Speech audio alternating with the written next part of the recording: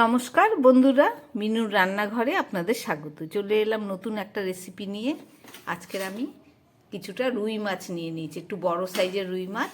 এই মাছটাকে আমি ফুলকপি আলু দিয়ে একটা দারুণ স্বাদের ঝোল করে আপনাদের দেখাবো। তাহলে চলুন শুরু করি। মাছটা ধোয়া হয়ে গেছে।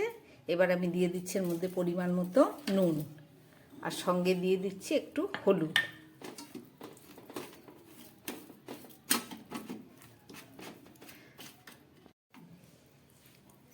খুব ভালো করে নুন আর হলুদটাকে আমি মাছের পিসগুলোতে মেখে নিলাম। এবার এটাকে 5 মিনিট সরিয়ে রাখি, তারপরে ফেরত এসে রান্না করে দেখাচ্ছি। একটা কড়াই বসিয়ে দিয়ে কড়াইটা গরম হয়ে গেছে, আমি দিয়ে দিচ্ছি তার মধ্যে পরিমাণ মতো সর্ষের তেল। এই মাছের ঝোলটা সর্ষের তেলেই হবে।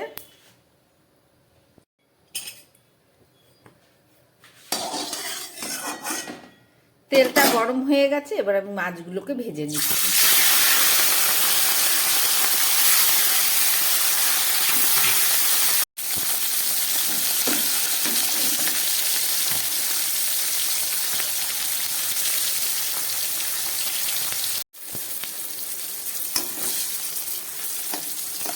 মাছ ভাজাটা আমার একদম রেডি হয়ে গেছে। এবার আমি তুলে নিচ্ছি।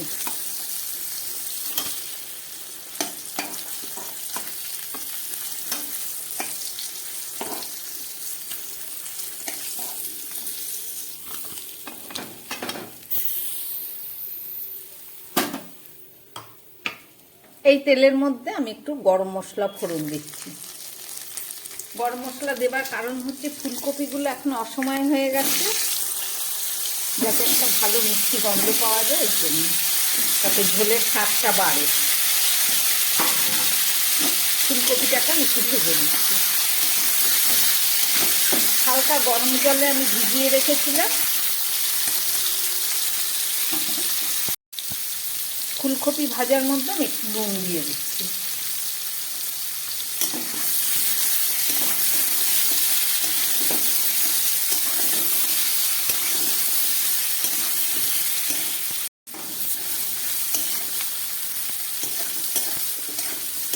ফুলকপিটা খুব ভালো করে ভেজে নিলাম। এবার এগুলো করে তুলে নিচ্ছি।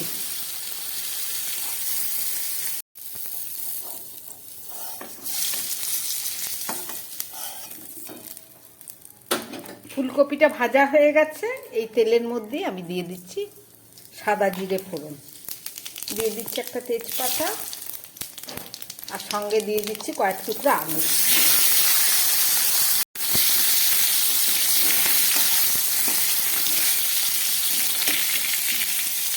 আলুটাকে এবার একটু ভেজে নেব ভালো করে।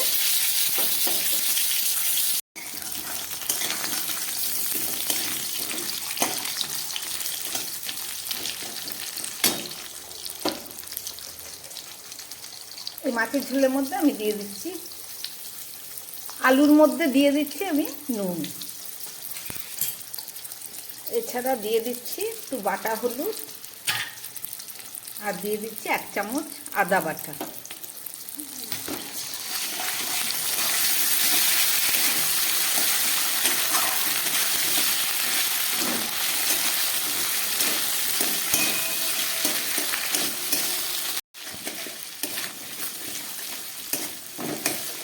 আদা আর নুন হলুদ দিয়ে একটু ভেজে নিলাম।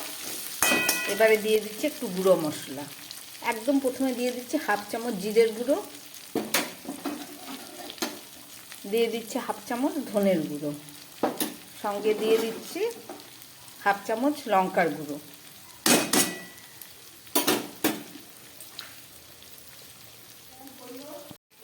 আর দিয়ে দিচ্ছি এই হলুদ বাটার একটু জল দিয়ে খুব ভালো করে আমি এবার এটাকে কষিয়ে নেব।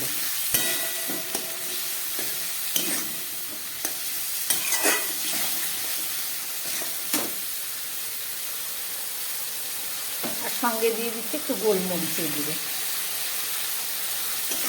গোটা গোলমরিচ একটু হাফ থেতো করে নিয়েছি।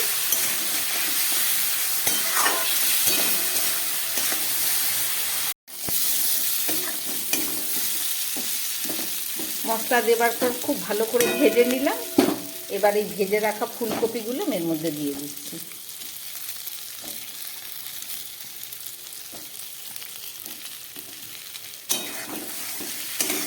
আবার একটু ভেজে নিচ্ছি। দিয়ে দিচ্ছি কয়েক টুকরো টমেটো।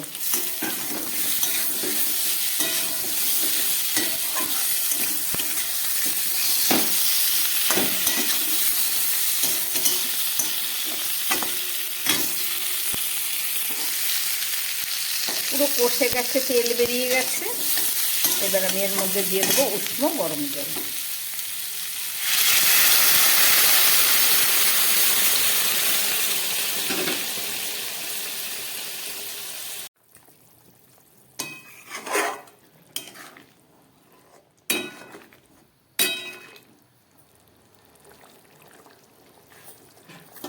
মাছের ঝোল ফুটে উঠেছে। এবার এই ভেজে রাখা মাছগুলো আমি দিয়ে দিচ্ছি। সঙ্গে দিয়ে দিচ্ছি ভেজে রাখা কাঁচা লঙ্কাগুলো, আর দিয়ে দেবো একটু ধনে পাতা।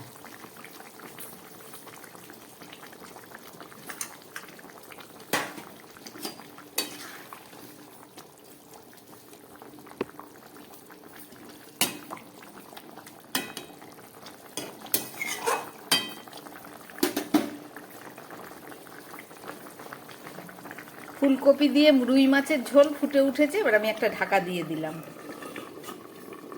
গ্যাসটা কম করে দিলাম। 5-6 মিনিট রান্না হোক, ফেরত এসে আবার দেখাচ্ছি। 4-5 মিনিট পরে ফেরত আসলাম।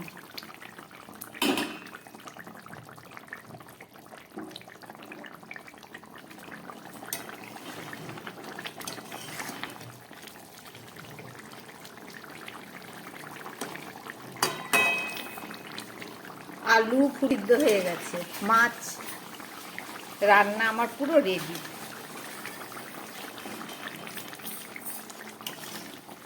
এইটুকু ঝোল থাক, তা নাহলে আবার আলু দেয়া আছে, টেনে যাবে।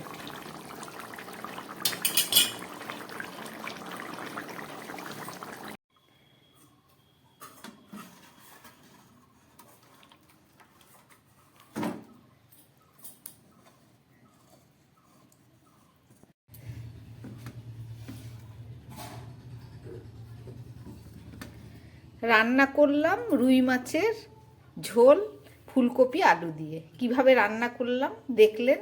আশা করি আপনাদের ভালো লেগেছে।